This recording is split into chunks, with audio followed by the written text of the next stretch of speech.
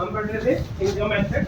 Income method का दूसरा नाम है फैक्टर पेमेंट मेथड, तीसरा नाम है डिस्ट्रीब्यूटिव शेयर मेथड। हमने अभी डिस्कस किया कि जितने भी फैक्टर्स ऑफ इनकम होते हैं इकोनॉमी में जो कि हाउस होल्ड अपने प्रोड्यूसर सेक्टर को देते हैं, जैसे कि लैंड, लेबर, कैपिटल, एंटरप्रेन्योरशिप, उसके अगेंस्ट में जो भी पेमेंट्स उनको मिलती हैं, इसलिए इसको फैक्टर पेमेंट मेथड कहा जाता है।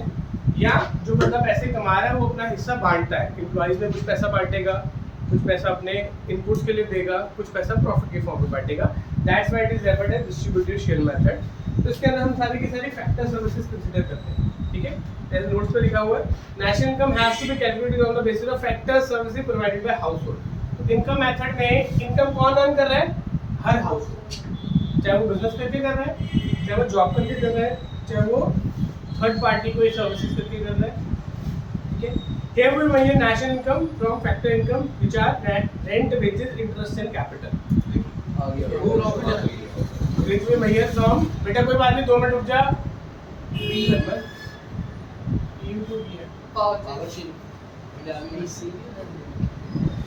पाँच मिनट ऐसे रहने वेंटिलेशन।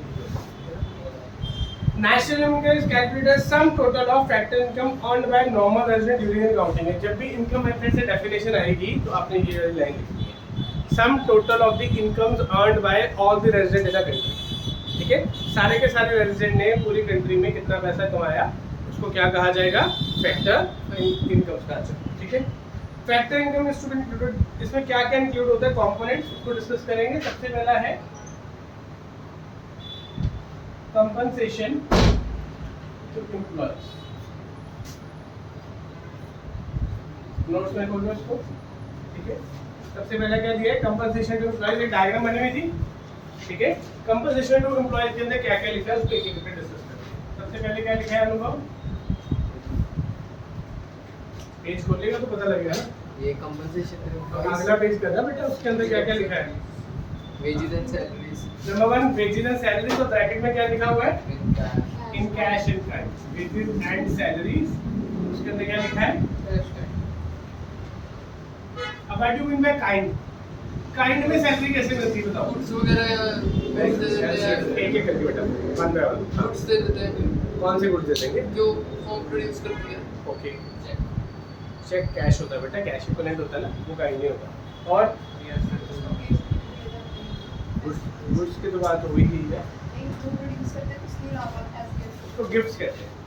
जैसे रहने के लिए भी जगह दे दे, रहने के लिए घर दे दिया उसको हाउस कहते हैं। क्या कहते हैं? हाउस।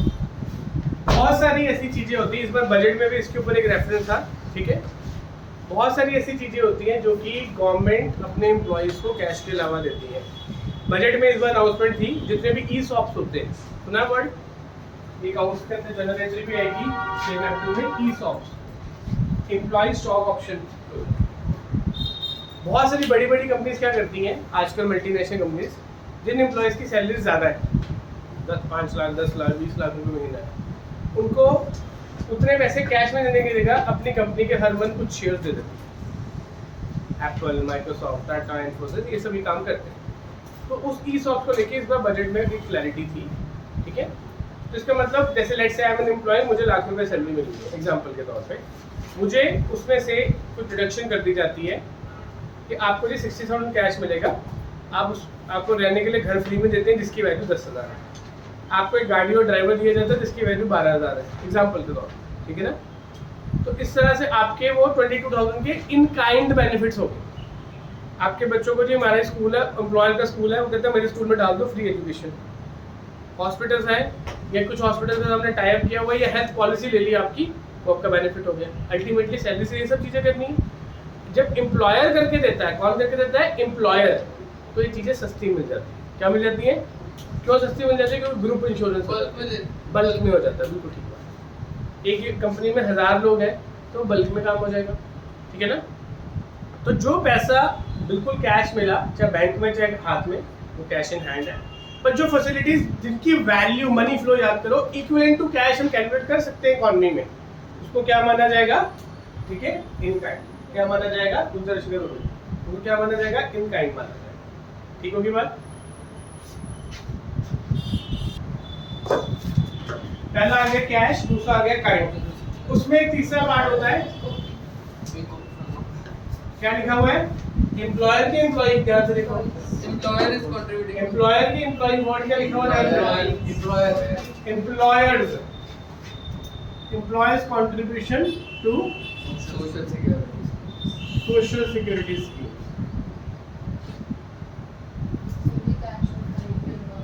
अरे कैश मतलब मेरा फोन कर, कैश मतलब जो नॉर्मल आप काम करते हो वहीं पे जाके आपको सैलरी मिलती है, घर पे लेकर आते हो इन हैंड पैसा। इन काइंड मतलब वो पैसे जो आपकी अर्निंग का पार्ट है लेकिन आपको कैश में नहीं मिलता, ठीक है। जैसे कि रहने के लिए घर मिल गया, गाड़ी दे दी, घर मिल गया, गाड़ी दे दी, ठीक है ना। तो उससे क्या होता है, एम्प्लॉयर की कॉस्ट तो बढ़ गई, एम्प्लॉयर तो आप अपना टाइम सर्विस दे रहे हो, उसके बदले में कुछ पे कर रहा है ना आपको। तो इसका मतलब जो कैश में पैसे आप किसी को 60,000 70,000 रुपये सैलरी मिलती है और उसको रहने के लिए घर मिला हुआ है, एक ड्राइवर मिला हुआ है, एक गाड़ी मिली हुई है, उसके बच्चे स्कूल में फ्री पढ़ते हैं, काफ़ी तरह के पर्क्स होते हैं, आपको पता है कि नहीं पता। जैसा एम्प्लॉयर होगा, जैसे टाटाज है, बिरलाज है, ठीक है, रिलायंस है, इनमें मेजोरिटी जो उनके एम्प्लॉयज है उनके बच्चों को हॉस्पिटल्स एंड स्कूल्स का एक्सेस मिलता है, तो उनमें बहुत सारे स्कूल्स खुले हुए हैं, ठीक है ना। हर एक को अपने अपने पेरेंट्स का कोई बेनिफिट मिलता है, जिस चीज़ की शॉप हो, जिस चीज़ का बिजनेस हो या जिस जगह जॉब करते हो, वो बेनिफिट कहाँ से डिराइव होता है। अगर आप जॉब करते हो, जैसे कोई गवर्नमेंट डिपार्टमेंट जॉब करता है, तो उसको अपने बच्चों को पढ़ाने के लिए अलाउंस मिलता है, अगर तो पैसे मिल रहे ठीक है, लेकिन अगर उसको कहीं पे पढ़ाने के फीस दिया जाए, उसको फीस इतना देनी पड़े, कम फीस देनी पड़े, तो वो काइंड ऑफ है। जब पैसों में बेनिफिट मिला वो कैश, अदर देन कैश मिला तो उसको क्या कहेंगे, काइंड। इसको हम टैक्स की टर्मिनोलॉजी में पर्क्स कहते हैं। क्या कहते हैं? Perks, PRKS, perquisites, benefits other than cash given by employer to employee because of his job or because of his job, ठीक है। ऐसी क्लियर हुआ। तीसरा आता है contribution to social security scheme। now what is social security scheme? देखो बेटा, social security एक बहुत बड़ा क्वेश्चन है, इकोनॉमिक्स में एक बहुत बड़ी चीज है। what is social security? एक होता है पर्सनल सिक्योरिटी। बिजनेस स्टडीज में आप ये पढ़ोगे कि ये पिरामिड आएगा अभी आपको आगे जाके, ये वाला पिरामिड है, मैस्लो नीड हायरार्की कहते हैं इसको। क्या कहते हैं? Maslow need hierarchy. ये क्या होता है? मोटिवेशन का चैप्टर तो तुम अच्छा होगा बिल्कुल, स्टाफिंग के अंदर उसके अंदर आएगा, समझ गए? पढ़ ली तुमने? चलो, ये 5 तरह के नीड्स होते हैं, कभी इसको देख लेना। एक होती है बेसिक नीड्स, हमारा खाना पीना रहना जरूरत, जिसके अंदर आता है हमारा फूड वाटर सोना, बेसिक्स फिजियोलॉजिकल नीड्स। उसके बाद आती है हमारी सेफ्टी नीड्स, उसके अंदर आता है सिक्योरिटी एंड सेफ्टी। क्या आता है? सिक्योरिटी एंड, हमें सिक्योरिटी एंड सेफ्टी में क्या कवर करते हैं? एक हेल्थ कवर होती है, डिपेंडिंग रहते कहाँ, लड़ाई की जगह में रह रहे हो तो फिर मरने से बचना, that is safety and security. But general in cordial peaceful environment में हम क्या समझते हैं? हेल्थ मेंटेन करना एंड सिविल एंड क्रिमिनल किसी भी तरह की चीज से प्रोटेक्ट होना, यानी वहाँ का लॉ एंड ऑर्डर अच्छा हो, वहाँ का पुलिस सिस्टम अच्छा हो, वहाँ का डिफेंस सिस्टम अच्छा हो, ठीक है। वो है गवर्नमेंट की जॉब। वो है किसकी जॉब? गवर्नमेंट की। तो एक जनरल सेफ्टी होती है, जनरल सोशल सिक्योरिटी, जो कि गवर्नमेंट प्रोवाइड करती है by the means of their own resources, army के थ्रू, पुलिस के थ्रू, डिफेंस के थ्रू, ठीक है। लेकिन एक पर्सनल सिक्योरिटी सोशल सिक्योरिटी का पार्ट है। जैसे हमारे यहाँ पे हम हेल्थ से इसको सबसे इजीली समझाया जा सकता है। अगर हेल्थ को कोई प्रॉब्लम आती है किसी की, तो वाई द पीपल जो अच्छे वाले यहाँ अर्न भी करते हैं, एक ट्रेंड है पिछले काफ़ी सालों से, 10-20-30 सालों से, but people move to foreign countries, western countries, US, Canada, Australia, Japan. क्यों जाते हैं? मनी की वैल्यू ज़्यादा है, पर मनी की परचेजिंग पैरिटी तो वही है। वहाँ का पैसा यहाँ के एक्स्ट्रा हो जाता है, वहाँ कमा के तो वो उतरेंगे, ठीक है ना। दे गो फॉर द लाइफस्टाइल। क्या कहते हैं? लाइफस्टाइल अच्छा है। और what is the lifestyle includes? Lifestyle includes the basic needs, security for their health, security for their children education, security for their retirement. ये 3 चीज़ों की सिक्योरिटी वहाँ पे गवर्नमेंट प्रोवाइड करती है। तो वहाँ पे कंपल्शन भी आपको पता है, एनीवन हु अर्न्स, उसके पैसों में से उसी वक्त हर बार डिडक्शन होती है, यानी कि उसको कैश कम लगता है, उसका काइंड बेनिफिट ज़्यादा है। यहाँ पे अगर गवर्नमेंट ऐसा करते है कि 1 लाख सैलरी आपको 50,000 देगी, बाकी पैसे हम आपके बिहाफ पे जोड़ देते हैं, जब आप 60 साल के हो गए आपको महीने का 40,000 मिल जाएगा। This kind of system comes out here in India also, तो लोग यहाँ भी कर लेंगे, ठीक है ना। तो सोशल सिक्योरिटी को देने के लिए गवर्नमेंट के पास रिसोर्सेज कितने हैं? इंडिया में वो पॉसिबल नहीं हो पा रही अभी, एक रीजन जो कि आगे भी शायद मुझे लगता है जल्दी नहीं हो पाएगी, एक्सेसिव पॉपुलेशन क्या है, बट स्टिल समहाउ कुछ सोशल सिक्योरिटी क्रिएट करने की कोशिश करने के लिए एम्प्लॉयज को प्रमोट किया जाता है। करप्शन ही इधर इतनी ज्यादा है। बट उसके रीजंस क्या है हम उसमें नहीं जाएंगे, पॉवर्टी है, करप्शन है, इंफ्रास्ट्रक्चर है, पॉपुलेशन है, there are n number of reasons, हम उस रीजंस पर नहीं जाएंगे, ठीक है ना। सो सोशल सिक्योरिटी को क्रिएट करने के लिए एक प्रोविडेंट फंड का सेक्शन बना हुआ है, एक ग्रेचुइटी का प्रोविजन बना हुआ है, मैं आपको ये सब समझाता हूँ थोड़ा, ठीक है ना। What is provident fund? नहीं वो बटन का टाइप में क्या है वो बताता है, ठीक है ना, कोई बात। प्रोविडेंट फंड सुना आप लोगों ने? प्रोविडेंट फंड क्या होता है? एक पैसा सैलरी से कटता है, एक पैसा आपकी अर्निंग में से कटेगा और उतने ही पैसे एम्प्लॉयर डालता है। उतने पैसे एम्प्लॉय डालेगा। तो यहाँ पे लिखा है ना एम्प्लॉय कंट्रीब्यूशन, जो पैसे मेरे सैलरी में से कट रहे हैं वो तो काइंड हो गया, वो तो मेरा लाख रुपए में से 10,000 कट गया, लेट्स से 10% कट गया, तो किसी की लाख रुपए सैलरी 10,000 रुपए हर महीने कट रहा है, पर 10,000 एम्प्लॉयर भी डाल रहा है, तो सोशल सिक्योरिटी में प्रोविडेंट फंड में कितने पैसे गए? 20,000 पर मंथ। तो जब एक पर्सन जॉब करता है, let's say at the age of 25 और 30, ठीक है, 25 से स्टार्ट करता है, लेट्स से 60 इयर्स की जॉब तक जाता है, गवर्नमेंट डिपार्टमेंट समझाते हैं, ठीक है ना। तो 35 इयर्स के लिए अगर 20,000 देगा, फिर सैलरी बढ़ जाएगी तो 10,000 से 12,000 हो जाएगा, बढ़ता जाएगा। He is giving that amount, तो जब वो रिटायर होगा उसको एक लमसम पेमेंट मिलेगी, जो कि आप सुनते हो कि हाँ भी ये गवर्नमेंट डिपार्टमेंट से बंदा रिटायर हुआ, उसको 50 लाख मिल गए, 40 लाख मिल गए, आजकल तो रोड में वैल्यू चली गई है, तो रोड मिल गया। वो पैसा किस लिए मिलता है? उसने क्या करना है 60 साल की उम्र में पैसा, तो क्या करना है वो उसने अपने आगे की लाइवलीहुड जितने साल की वो जिएगा, अब उसने काम किया, पूरी लाइफ आपकी दे दी, तो उसकी वो सोशल सिक्योरिटी है। हेल्थ पॉलिसी करवाई जाती है, वो क्या है? सोशल सिक्योरिटी है। चलो पीएफ क्या सिर्फ सर्विस वाले कर सकते हैं? प्रोविडेंट फंड सिर्फ सर्विस वालों को मिलता है, जॉब वालों को? यस और नो? प्रोविडेंट फंड सुनो,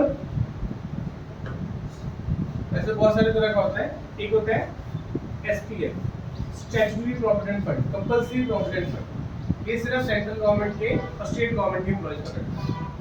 फिर एक होता है ईपीएफ, एम्प्लॉयज प्रोविडेंट फंड, ये प्राइवेट ऑर्गेनाइजेशन में करता है, ठीक है।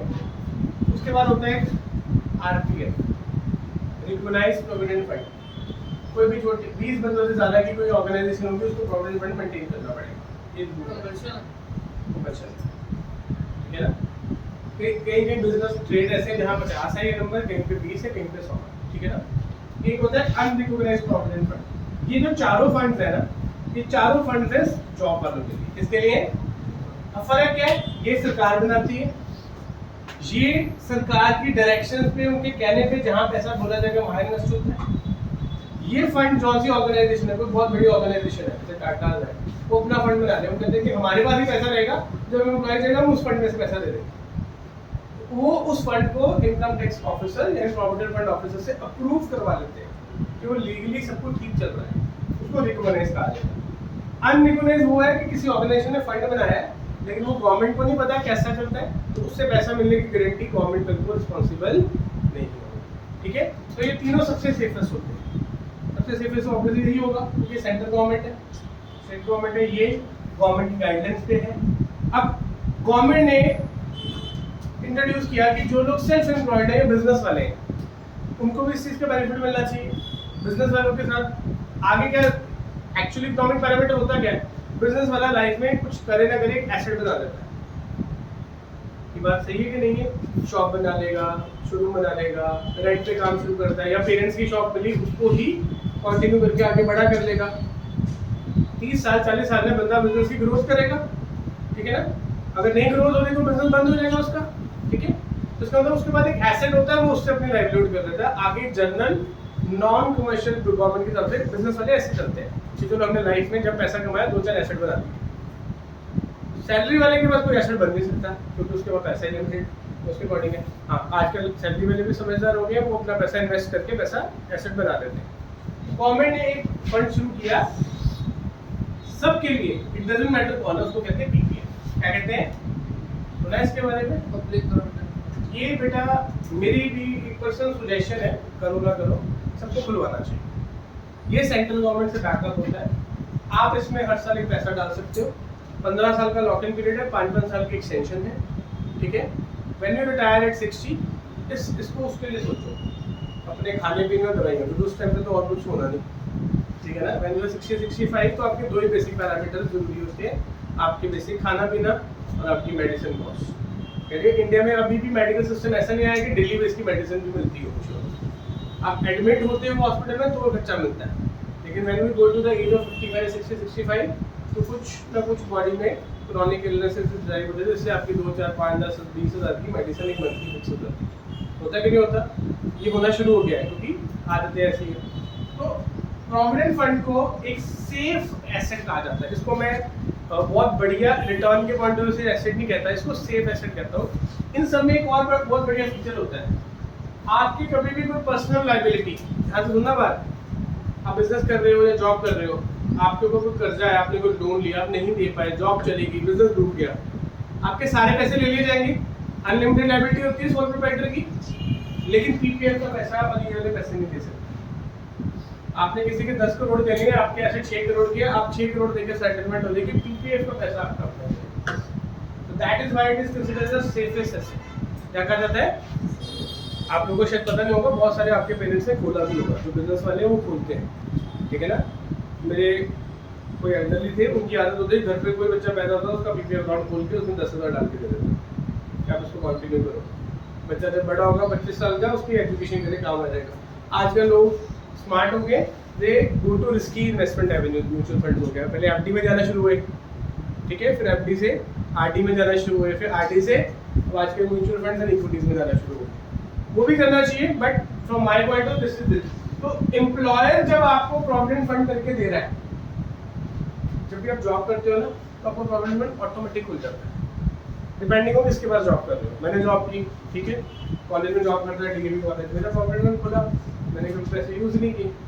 लास्ट टाइम मैंने नोटिस आया कि आप पैसों को या तो कंट्रीब्यूट करो या विड्रॉ करो, ठीक है ना।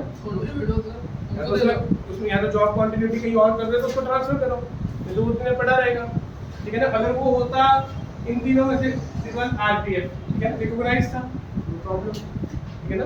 वो मेरी, अगर मैंने जॉब करनी है आगे तो मैं उसको कंटिन्यू कर सकता। ट्रांसफर फैसिलिटी भी आती है, अगर एक कंपनी से दूसरी कंपनी जॉब शिफ्ट कर ली तो पुराना पीएफ उस पर ट्रांसफर करवा लो, ताकि आप 60 साल में अगर 4 बार जॉब चेंज करो, ये नहीं कि हर बार पैसे निकाल दिए, वो पैसा आपका एक्यूमुलेट होता है। तो ये बहुत बढ़िया तरीका है। One of this is provident fund. Provident fund मिलेगा रिटायरमेंट के बाद, ठीक है। PPF account I suggest to all of you करना चाहिए। लोग कहते हैं कि जब पैसे कमाएंगे तब करेंगे, बट एक 15 साल का लॉकिंग पीरियड है, ठीक है। आप सब कितने के हो? 16-17 साल के हो। एज यू टर्न 18 आप अपना खोल लेना, साल का 500 रुपया मिनिमम डालना है, डाल लो, ठीक है ना। व्हेन यू बी 33-34, मैंने 20 साल की उम्र में खोला था, व्हेन आई वाज 20, ठीक है ना। तो वो अब 35-40 की एज में you have a liquid money, that is a safe money. चाहिए तो यूज करो, नहीं तो कंटिन्यू होने दो, इंटरेस्ट तो मिल ही रहा है ना उसके ऊपर। हाँ, 7.5% इंटरेस्ट मिलता है, ठीक है ना। अगर इंटरेस्ट नहीं मिलता होगा तो हम क्यों पैसा रखेंगे? पैसा खराब थोड़ा करना अपना, क्योंकि 7.5 मिलता है इसलिए इसको बहुत ज्यादा अट्रैक्टिव इन्वेस्टमेंट नहीं कहा जाता है, इसको सेफ इन्वेस्टमेंट कहा जाता है। क्योंकि मार्केट में आज हमें 10%, 12%, 15% में मिलता है। मेरी बात समझ, ज़्यादा डिस्कशन होगी। सोशल सिक्योरिटी समझाने की कोशिश की, ऐसे हेल्थ पॉलिसी, एक आयुष्मान प्रोग्राम आया था हमारे कंट्री में, पता है आपको क्या था? बताओ। वो तो नहीं, दवाइयों के रिलेटेड क्या था? 5 लाख तक की मेडिसिन फ्री सबको, जब मर्जी जाके ले लो। पहले तो ऐसे अगर एक पर्सन हॉस्पिटलाइज होता है तो उसको 5 लाख रुपए तक का इलाज फ्री मिलेगा, तो 5 लाख रुपए तक का इलाज फ्री मिलेगा, ठीक है। ये गवर्नमेंट ने किया, पहले ऐसा था तो ये बंद क्यों हो गया? मिसयूज हुआ। आज है ये प्रोग्राम कि बंद हो गया? नहीं, not for BPL, it is available in the government hospitals only, क्योंकि प्राइवेट वालों ने इसका मिसयूज किया। आप जंदर में, एक जंदर में कितने गवर्नमेंट हॉस्पिटल हैं? एक ही है, सिविल हॉस्पिटल।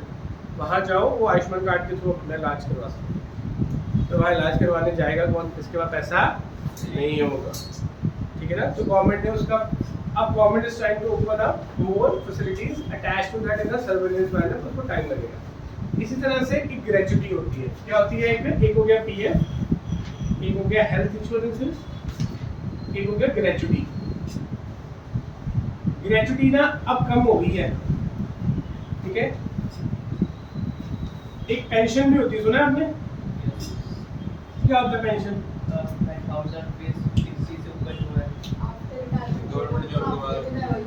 दोनों बातें ठीक है। इस टाइम पे दो तरह की पेंशन चलती हैं। कोई बंदा गवर्नमेंट जॉब में था, जब रिटायर हुआ तो उसके बाद इसको एक मंथली पेंशन लग जाती है। 2006 2008 से पहले, 10 से पहले मोस्टली सारी गवर्नमेंट जॉब में पेंशन लगती थी। अब कुछ कुछ रह गई है, ठीक है ना। आर्मी में जो सर्व करता था उसको पेंशन मिलती थी, उसकी डेथ के बाद उसकी वाइफ को या उसके स्पाउस को भी मिलती थी, ठीक है ना। और कई केसेस में तो आगे बच्चों को भी मिलती है जनरेशन में, ठीक है ना।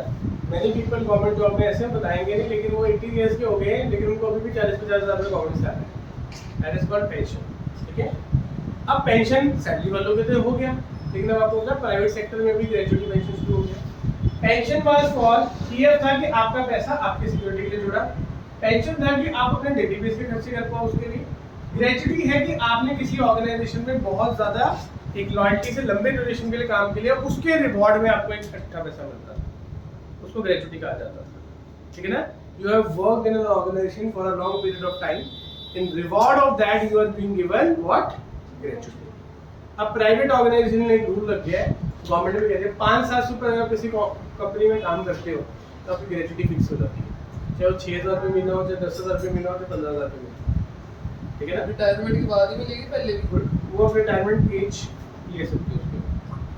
कंपनी वेरी, कई कंपनी उसको 50 के बाद देती है, कई कंपनी कहती है कि अब जब छोड़ोगे तब से मिलनी शुरू हो जाएगी, ठीक है ना।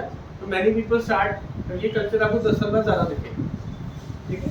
तो ये तीनों रिटायरमेंट के बाद वाले पैसे हैं, ये आप अपना पैसा जोड़ रहे हो, इसमें कुछ दे नहीं रहे दोनों में, ये आपको एम्प्लॉयर देता है। तो इसलिए गवर्नमेंट जॉब जो लोग करते हैं, क्यों गवर्नमेंट जॉब आज भी अट्रैक्टिव है, क्योंकि इसमें आपकी पूरी लाइफ की एक सिक्योरिटी हो जाती है। क्या हो जाती है कि आपके पास पैसा कुछ ना कुछ आएगा, ठीक है। उसके बाद अच्छा हाँ, बाकी लोगों के लिए गवर्नमेंट ने आजकल एक नया प्लान लॉन्च किया है, जो लोग जॉब नहीं करते वो भी अपने लिए पेंशन क्रिएट कर सकते हैं। एक जो सचिन ने बताया वो चीज़ भी है। आज गवर्नमेंट ऑफ इंडिया की तरफ से है, कोई सिंगल विडो है या कोई 60 ईयर से अबव है तो उसको गवर्नमेंट 1,000 रुपये महीने की पेंशन देती है। चलो 1,000 रुपये कुछ नहीं होता, पर कई लोगों के लिए वो भी बहुत है, ठीक है ना। वो अपनी मेडिसिन उससे ले पाते हैं, वो बढ़ गया होगा, फिर कुछ नहीं हो गया होगा, ठीक है ना। 1,000-1,500 रुपये मंथली मिलता है, वो अलग अलग है, कई केसेस में 1,000 है, कहीं में 1,500, कहीं में 2,500। पेंशन स्कीम्स कहते हैं उसको लगता है। एक एनपीएस का प्रोग्राम लॉन्च भी हुआ है, national pension scheme, post office. आप अपने लिए खुद के लिए पेंशन स्कीम्स क्रिएट कर सकते हो, ठीक है। जैसे आप एक पर्सन है 25-30 ईयर्स का, उसने जॉब स्टार्ट की, उसको प्राइवेट इन्वेस्टमेंट्स पे नहीं भरोसा, वो गवर्नमेंट पे भरोसा है, ठीक है। वो पोस्ट ऑफिस जाके पेंशन प्लान खुलवाएगा या कुछ बैंक्स ऑथराइज किए हैं उनके पास खुलवाएगा। हर साल आप उसमें कुछ पैसा डालोगे, उसका इनकम टैक्स रिटर्न में बेनिफिट मिलेगा, और उसमें बताया गया कि कितने साल कितना पैसा दोगे तो कितनी पेंशन कितने सालों के लिए। Take this much amount for this much years, you will get this much amount after 60 for this much years। तो इस तरह के प्रोग्राम करते हैं। तो अब यहाँ पे जब क्वेश्चन में कैलकुलेशन होनी है, बात सुनो ध्यान से, मैंने एक सिंपल कर दिया, कौन सा कंट्रीब्यूशन प्लस करना है, एम्प्लॉय का, क्योंकि ऑलरेडी किसमें करा, काइंड में।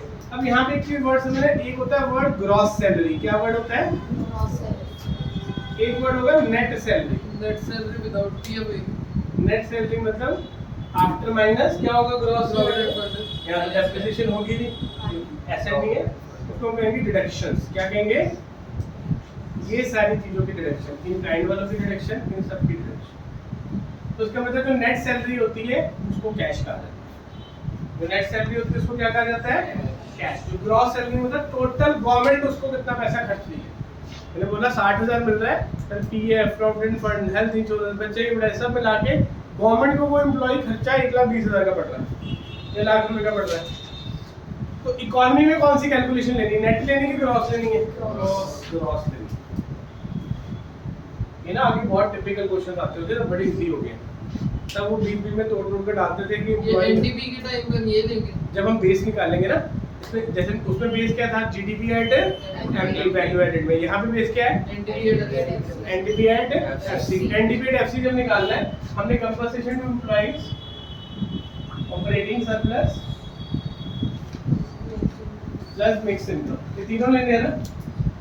अगर क्वेश्चन में यही दे दिया कंपनसेशन टू एम्प्लॉइज, ध्यान से सुनना। तो ये सब चीजें जो दी हुई हैं इनको क्या करेंगे, इग्नोर करेंगे। अगर आपको दे ही दिया कि contribution to social security scheme, उसके बीच में चार चीजें दे दी, तो चारों को क्या करना है, इग्नोर करना है। अगर ये नहीं दिया तो इन तीनों चारों को प्लस करके टोटल। तो आपको क्लासिफिकेशन हेड वाइज सब हेड वाइज पता होना चाहिए कौन सी चीज किसका पार्ट है। अगर ब्रॉडर हेड दे दिया, ग्रॉस वैल्यू दे दी, तो अंदर वाली वैल्यू को कंसीडर नहीं करना। ये बात समझ आ गई? ठीक है। ऑब्वियसली अगर ग्रॉस देखो दी हुई, नेट क्या करनी, नेट दी होगी तो उसमें डिडक्शन। अच्छा अगर आपको नेट दी हो और ग्रॉस निकालना हो तो क्या होगा, डिडक्शन सब ऐड कर देंगे, प्लस कर देंगे। तब उन डिडक्शंस को ढूंढना पड़ेगा। ये मैंने आपकी अंडरस्टैंडिंग बनाने के लिए इतना कुछ बताया, ठीक है ना। चलो ये क्लियर हो गया। अब इसके अंदर क्या लिखा था, PF, insurance policies, gratuity and pension, ये सब लिखा था। चलो दूसरे पॉइंट पे आ जाओ, ऑपरेटिंग सरप्लस।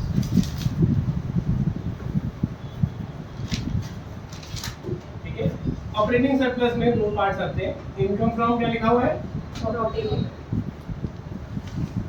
प्रॉपर्टी से जो इनकम आएगी उसको क्या कहते हैं, rent and by royalty. Property में एक होती है फिजिकल प्रॉपर्टीज, टेंजिबल एसेट्स, घर, मकान, बिल्डिंग, टावर्स, इंफ्रास्ट्रक्चर्स। एक होती है इंटेलेक्चुअल प्रॉपर्टी, आईपीआर, सुना है ना, लैंड वैल्यू, कॉपीराइट। उसके ऊपर जो पैसा मिलता है वो क्या होता है, आजकल तो कंपनियां टावर लगाती है लोगों के घरों पे, उसके पैसे भी देती हैं। पता है कि नहीं पता है बात? यहाँ सामने वो एक एरिया में लगता है। पहले लोग नहीं लगवाते थे, घर पे प्रॉब्लम होगी, हमारे पास आए थे एक बार 15 साल पहले, घरों में कितने को 700 लगवा लिया, तो 50,000 रुपये रेंट दे रहे हैं वो, ठीक है ना। ऐसा नहीं होता कि it depends on that, but एक एरिया में कितनी सेक्शन है, चलो दैट इज डिफरेंट थिंग। दूसरा आता है इनकम फ्रॉम इंटरेस्ट। कैसे आ जाएगा, इंटरेस्ट तो कैपिटल पे आएगा ना, हमको बता देता हूँ। इनकम फ्रॉम क्या लिखा हुआ है, एंटरप्रेन्योर। क्या क्या लिखा हुआ है इसके अंदर, profit, dividend, retained earnings, corporate tax. What is corporate tax? Companies को जो टैक्स लगता है उसको कॉर्पोरेट टैक्स कहते हैं, इनकम टैक्स। प्रॉफिट जो कंपनी कमाएगी, कोई भी बिजनेस कमाएगा, प्रॉफिट में जो हिस्सा डिस्ट्रीब्यूट कर देंगे उसको क्या कहेंगे, डिविडेंड। रिटेन अर्निंग क्या होगा, जो हिस्सा डिस्ट्रीब्यूट नहीं किया। अब सबसे पहले इनकम ऑफ एन एंटरप्राइज दे दिया तो ये सब कुछ खत्म। अगर इनकम ऑफ एंटरप्राइज दे दिया, एक बिजनेस का नेट प्रॉफिट है, क्या एक बिजनेस का, अब एक बार साइकिल याद करो, नेट प्रॉफिट में से क्या क्या माइनस होता है, सबसे पहले माइनस होता है कॉर्पोरेट टैक्स। क्या माइनस होता है, फिर हमने जो रिटेन अर्निंग करनी है वो हम वो करते हैं। उसके बाद जो आता है earning available for share holder होता है, वो जाता है प्रॉफिट और डिविडेंड, डिविजिबल प्रॉफिट क्या कहते हैं, ठीक है ना। बिजनेस स्टडीज में फाइनेंशियल मैनेजमेंट के चैप्टर में भी है, ठीक है ना। तो अगर आपको कहीं पे ये आपने ना कुछ गलत बोल दिया तो क्या, क्लासिफिकेशन के प्रॉफिट के पार्ट हैं ये तीनों, प्रॉफिट के तीनों क्या है, पार्ट है। प्रॉफिट में से पैसा टैक्स में जाएगा, प्रॉफिट में से पैसा रिटेन होगा या बटेगा। तो अगर आपको प्रॉफिट दे दिया तो ये तीनों कंसीडर नहीं करने, ये तीनों अगर डिविडेंड दोगे तो प्लस करके क्या आएगा, प्रॉफिट है। अब एंटरप्राइजेस क्या होता है, ठीक है, कि जो कोई बंदा कोई एस्टैब्लिशमेंट करके काम कर रहा है, ठीक है। अब एक देखो लैंड था, लैंड का क्या आ गया, रेंट, लेबर की क्या आ गई, सैलरीज एंड वेजेस। अब जो कैपिटल होगी उसका क्या आएगा, इंटरेस्ट। अब इंटरेस्ट में ना कई बार क्या होता है, इंटरेस्ट हमेशा डेट की फॉर्म में दिया जाता है। किसकी फॉर्म में दिया जाता है, डेट की फॉर्म। तो इंटरेस्ट में कभी भी आपका डिविजिबल वाला एस्पेक्ट क्या होता है, प्रॉफिट ज्यादा होगा तो ज्यादा इंटरेस्ट दे देना, कम होगा तो कम दे देना। इंटरेस्ट हमेशा क्या होता है, फिक्स, एक फिक्स वैल्यू के साथ अटैच होता है। और ये रेंट और रॉयल्टी भी क्या होती है, हमेशा fix. That is why interest को यहाँ लिखा जाता है। अब समझ आई, जो चीजें फिक्स्ड है वो यहाँ है कि जो कंपनी की परफॉर्मेंस पे डिपेंड करती है वो यहाँ है, ठीक है ना। अब लास्ट से आ गया मिक्स्ड इनकम। कौन सा आ गया? Mixed income. एक वर्ड लिखा है इम्प्यूटेड इंटरेस्ट और टैक्स। क्या लिखा हुआ है? इम्प्यूटेड। इसको नोशनल भी कहते हैं। नोशनल और इम्प्यूटेड का मतलब क्या होता है?